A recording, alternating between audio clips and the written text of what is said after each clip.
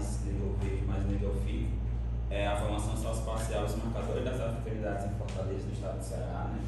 E aí, só contextualizando um pouco o título, né, essa frase, né, que está entre aspas, é uma frase que às vezes, quando lá no terreiro, o Nego Gerson, inclusive está aqui, né, na imagem, né, ele fala sempre, né, quando ele se conta, quando a gente fala, né, quanto mais nego vejo, mais nego fique, acho que o trabalho ele vai se desenvolvendo também nessa perspectiva, né, quanto mais leituras negras eu for fazendo, mais negra eu vou ficando.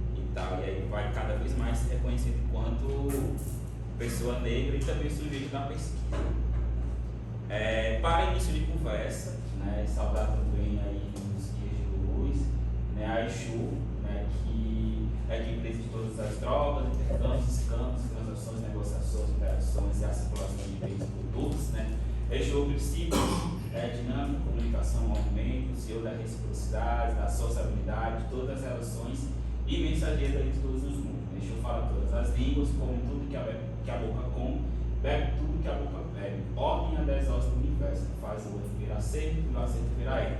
O mais humano dos orixás, né, que vive nas encruzilhadas, e mata um pássaro ontem com a pedra que atirou hoje. Então, isso é memória, é história e é vida. E também é parte também dessa caminhada, né, que é memória, história e vida também dentro desse trabalho.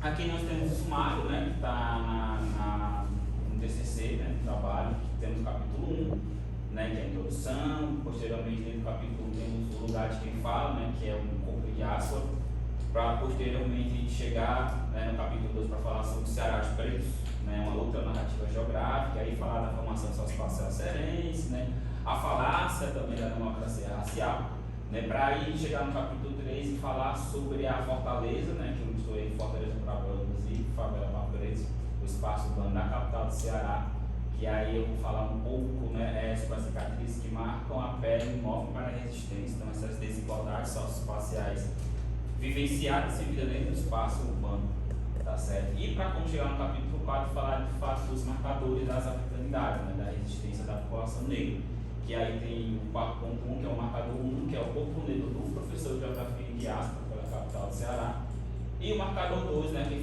que é firmando o pé no chão do ponto cantado em território sagrado, tá certo? E as considerações finais e as referências. No capítulo 1, né, eu coloquei aqui que estudar esses processos de território desses povos, né, negros indígenas, se faz importante tanto para saber as nossas origens, como também a história que não foi contada, que quase sempre deixada de lado no esquecimento, né? Então, esse processo também se refere ao processo da cidadania, tá certo? Porque forma parte dialética, incorpora também a territorialidade, que se contribui para as práticas sociais, também religiosas. Então, dessa maneira faz parte da história social e cultural, portanto, reconhecer parte da nossa história. Então, é interessante a gente conhecer parte da nossa história, para sempre entender da onde a gente veio, para onde a gente vai e também entender por que nós estamos aqui, tá certo? E desmistificar algumas coisinhas também no trabalho, né, como o discurso de que não existe lei no Ceará, né, e também da democracia racial que não existe, certo? Então a gente busca identificar nesses mapas, nessas marcas, a população negra a partir do corpo negro de diáspora pela cidade, especificamente dos bairros do Bom Jardim, Minas de Portugal, Grande Lisboa e Parque dos Irmãos. Então, parte da minha trajetória dentro da cidade, né, onde eu vivi, cresci, né, e me tornei sujeito, de fato, pensante, que é no Parque dos Irmãos, e vivenciando, né, agora um novo momento da diáspora, que é ali Grande Portugal, né, o Bom Jardim, a Grande Lisboa. Então, esse trabalho também se refere a marcas históricas e geográficas, né, posição dos grupos negros, que vêm sendo historicamente excluídos, né, por meio de uma elite dominante, né, que delimita um território e assim controla as nossas ações dentro do nosso espaço, né, geográfico. E aí, esses marcadores, quem traz é a Sandra Petit, tá certo? No texto que ela fala em 2016. E aqui eu coloquei 14, ela fala de 30, se eu não estou enganado.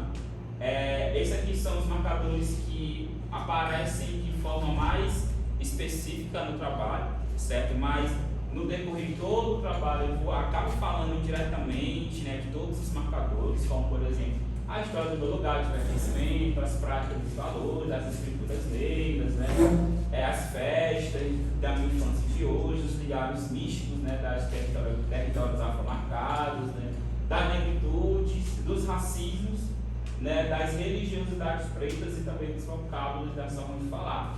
Então, botei aí os 14 principais marcadores que aparecem assim no decorrer do trabalho, tá certo?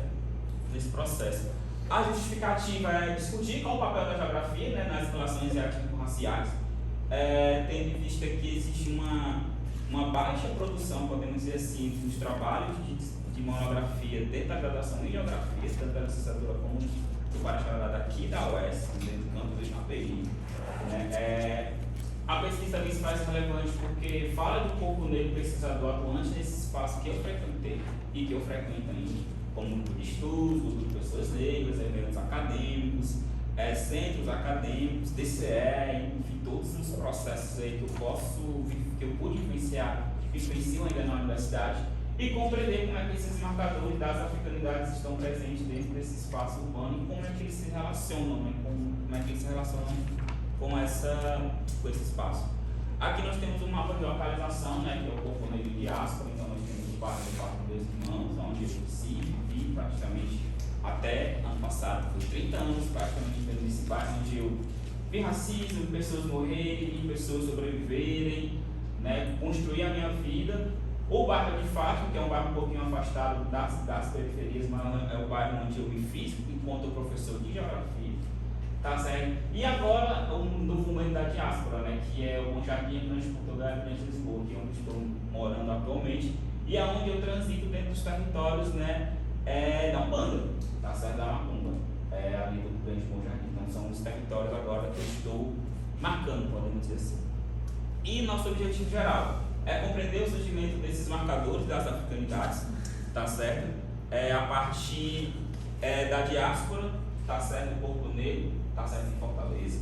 Os objetivos específicos é contextualizar a presença negra na formação socioespacial do Ceará, compreender o espaço urbano, né, e as suas desigualdades. E no 3 é investigar os marcadores das africanidades e territorialidades na construção da identidade do corpo negro diáspora aqui em Fortaleza, né? E aí lançando também algumas pedras fundamentais, que é como é que se deu a construção dessas territorialidades, como é a relação desse espaço com o bairro e qual a importância desse espaço no processo da construção da identidade negra, né? Porque a identidade ela vai ser transformada no decorrer da nossa vida, né? Já disse Kabengele Munanga e tudo mais. No capítulo 1, que é a introdução, né, a gente vai compreender melhor as questões norteadoras da pesquisa, né, como os principais conceitos, como formação socioespacial, territorialidades, identidade, as marcas das africanidades também. No capítulo 2, a gente apresenta a discussão da presença negra no estado do Ceará dentro da sua formação socioespacial, isso que é a marca negra da formação socioespacial aqui no nosso estado. No capítulo 3, a gente apresenta o espaço urbano de Fortaleza com os marcadores das desigualdades desde o século XIX até os dias atuais. A gente passa aí um processo bem interessante do ponto de vista da pesquisa. E no capítulo 4, a gente evidencia os marcadores das africanidades a partir do movimento diaspórico feito pelo corpo negro em Fortaleza, colocando as especificidades enquanto professor de geografia e também macumbeiro. Dessa forma, esse capítulo, especificamente 4, ele foi escrito em primeira pessoa, tá certo? Porque ele faz parte da diáspora de quem escreveu esse capítulo, tá certo? Posteriormente, nós temos as considerações finais, que a gente faz uma análise, né, junto com a contextualidade, as lacunas, uma ajuda de pesquisa, né, os assuntos que foram abordados nesse trabalho. Para finalizar, a gente tem as referências bibliográficas usadas na pesquisa. Aqui são alguns autores, né, o Pinheiro, o Milton Santos, o André Campos,